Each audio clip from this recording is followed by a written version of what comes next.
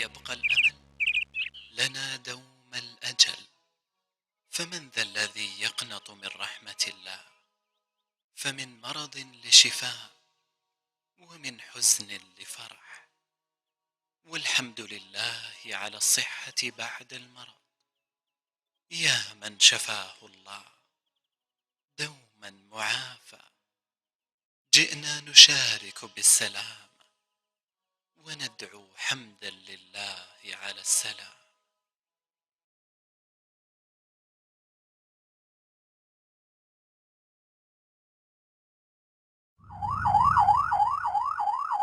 السكتة الدماغية. هل تعلم أن الخدمة الاسعافية الطارئة التي قدمت بواسطة جمعية الهلال الاحمر السعودي لحالات السكتة الدماغية ارتفعت من 951 حالة عام 1417 هجرية إلى 2290 حالة عام 1425 هجري. السكتة الدماغية. ابحث عن الأعراض والعلامات التالية. الأعراض: صداع شديد، شعور بالدوار، غثيان وقي، تغير في درجة الوعي أو حدوث غيبوبة كاملة، صعوبة أو عدم القدرة على تحريك الطرف العلوي والطرف السفلي في أحد جانبي الجسم، تلعثم في الكلام، حدوث تبول أو تبرز لا إرادي. العلامات: حدوث تشنجات، انحراف زاوية الفم في اتجاه الجهة السليمة، تسرب اللعاب أو المياه من زاوية الفم في اتجاه الجهة المريضة، حدوث تغير في درجة الوعي لدى المريض، ضعف أو عدم القدرة على تحريك الطرف العلوي والطرف السفلي في الجهة المريضة. كيف أتصرف؟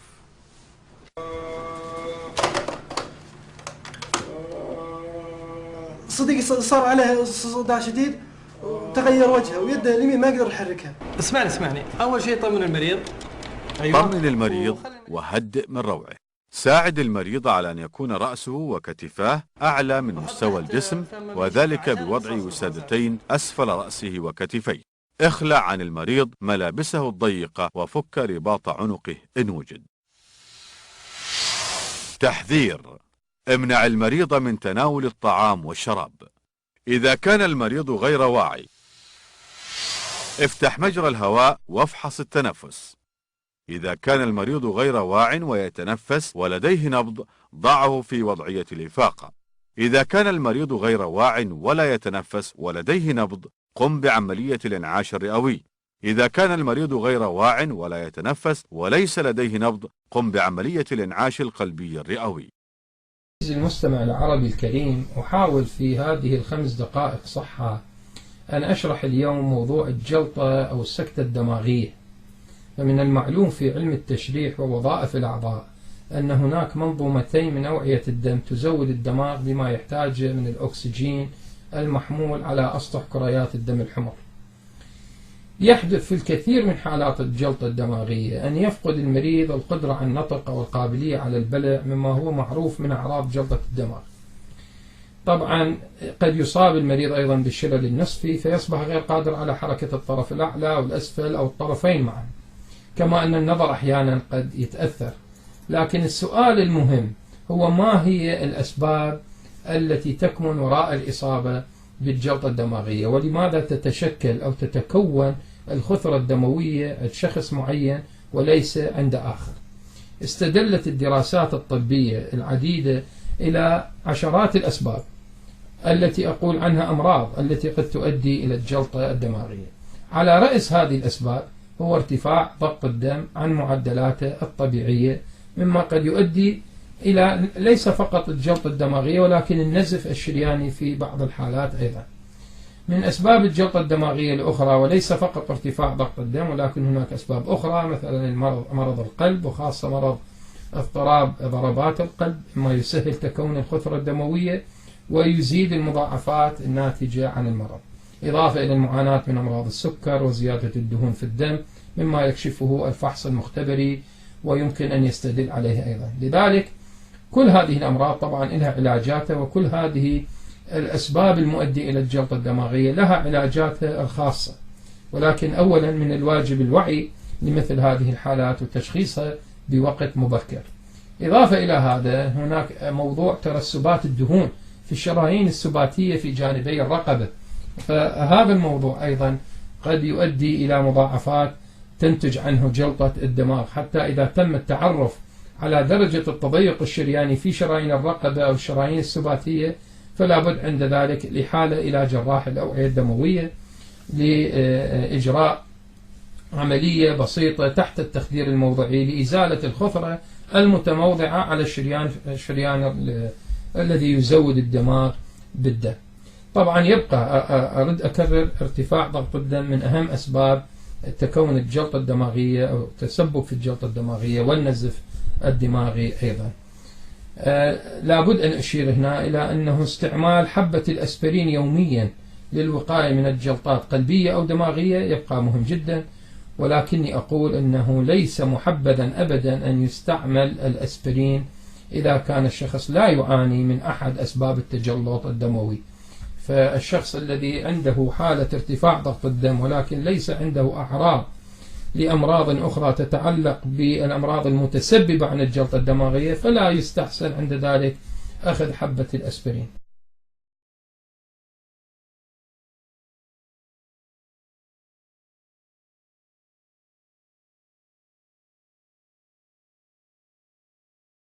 A stroke occurs when the blood flow in part of your brain is blocked. After just a few minutes, the starved brain cells begin to die.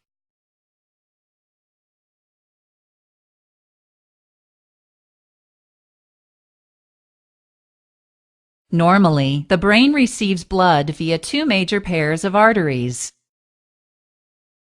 which branch throughout brain tissue and supply your brain cells with a constant flow of oxygen, glucose, and nutrients necessary for their functions.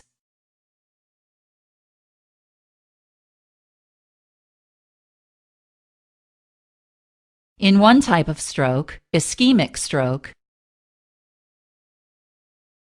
an artery in your brain narrows or becomes completely blocked, preventing normal blood flow. The blockage may be caused by a blood clot, also called a thrombus, which forms in an unhealthy artery of the brain. The lack of blood flow causes the tissue the artery supplies to become starved or ischemic. Similarly, the blockage may be due to an embolus, a blood clot that forms elsewhere in the body and travels to the brain.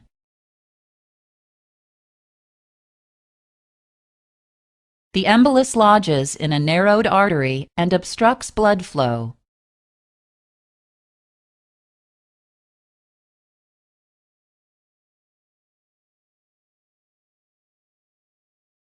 In contrast, during a hemorrhagic stroke, abnormal bleeding disrupts normal blood flow. For example, in an intracerebral hemorrhagic stroke, a blood vessel bursts, spilling blood directly onto your brain, while robbing the intended tissue of nourishment. Both the hemorrhage and ischemia destroy brain tissue. A subarachnoid hemorrhagic stroke occurs when a weak spot in a blood vessel wall, called an aneurysm, bursts and leaks blood into the tight space between your brain and your skull. The high-pressure bleeding results in serious damage to brain tissue.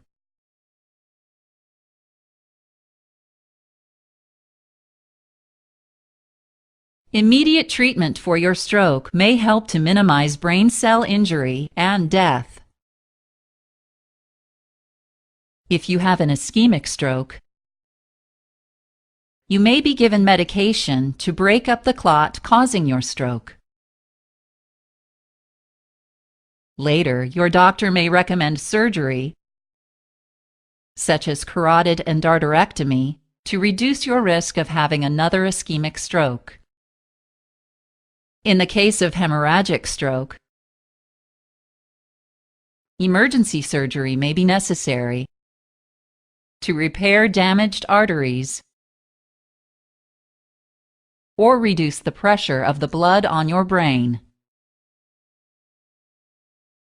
You may be given medication to help the brain's blood flow return to normal.